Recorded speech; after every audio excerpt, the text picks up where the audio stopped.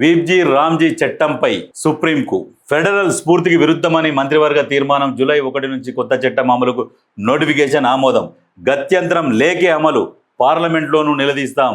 Musi పునరుజ్జీవం phase 1కు రూపాయలు 7,345 కోట్ల పనులకు పరిపాలన అనుమతులు. ఫేజ్ 1 మొదలు పెట్టేసిర్రు. గతంలో ఏం చెప్పిర్రు? 1,50,000 కోట్లు అన్నారు. అంటే 3 ఫేజులుగా మూసీ సుందరీకరణ జరుగుతుంది. మొదటి ఫేజ్కి ఎంత? 7,345 కోట్లు మాత్రమే. 3 ఫేజ్లకు లెక్కేసుకోరు. 7,000 కాదు 8,000 వేసుకోరు. మొత్తం కలిసి కూడా 25,000 కోట్లు వేసుకోరు.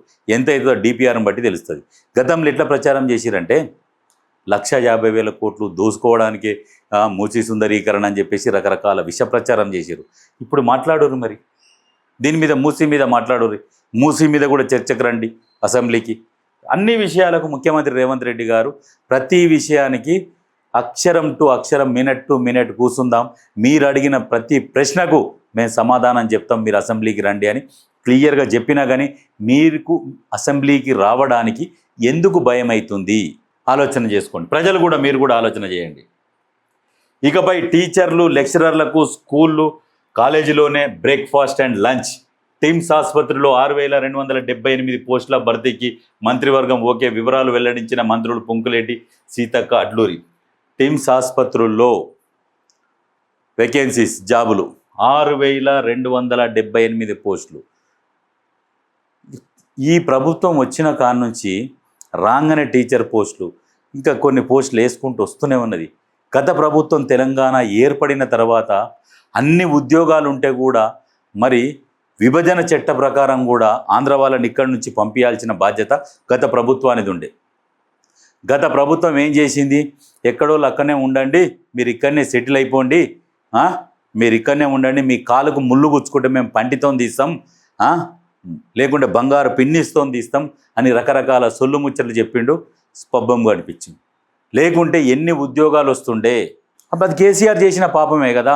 కేసీఆర్ కనుక విభజన చట్ట ప్రకారము ఆంధ్రోళ్ళు ఆంధ్ర సైడ్ వెళ్ళిపోవాలి, తెలంగాణలో తెలంగాణ సైడే ఉండాలి అని చెప్పేసి ఈ చట్టం కనుక అమలు చేసి ఉంటే ఇలా ఎన్ని వేల మందికి ఉద్యోగాలు వచ్చి ఉంటుండే. రాలే, ఉద్యోగాలు రానియలే. ఇప్పుడున్న ప్రభుత్వం వచ్చినాక ఎక్కడ ఖాళీలు ఉంటే అక్కడ ఉద్యోగాలు వేస్తూనే ఉన్నది. మళ్ళీ నిరుద్యోగులతోటి ధర్నాలు చేపిస్తున్నారు. నిరుద్యోగులు కూడా ఆలోచన చేయాలి. ఇప్పుడు ఉద్యోగాలు ఖాళీ ఉంటే ప్రభుత్వం వెయ్యడానికి వెనకకి ఎందుకు అవుతుంది? మీరు ఆలోచన చేసుకోర్రి. ఇప్పుడు వాళ్ళకే పని స్లో అవుతుంది కదా, వాళ్ళ మీదనే విమర్శలు వస్తాయి ప్రభుత్వం మీద. ఎన్ని ఉద్యోగాలు ఉంటే అన్ని ఉద్యోగాలు వేసుకుంటూ వస్తూనే ఉన్నది. అయినా కానీ మీరు ప్రతిపక్షాల మాటలని రోడ్ల మీద కూర్చొని ధర్నాలు చేయడం, మీరు ఇన్ని ఉద్యోగాలు వేయాలి, 5,000 కాదు 20,000 ఉద్యోగాలు వేయాలి అంటే అంత మీ ఇష్టమేనా? చట్టం ఉన్నది, దానికి ఒక పద్ధతి ఉంటుంది. ఆ పద్ధతి ప్రకారం వేసుకుంటూ పోతారు.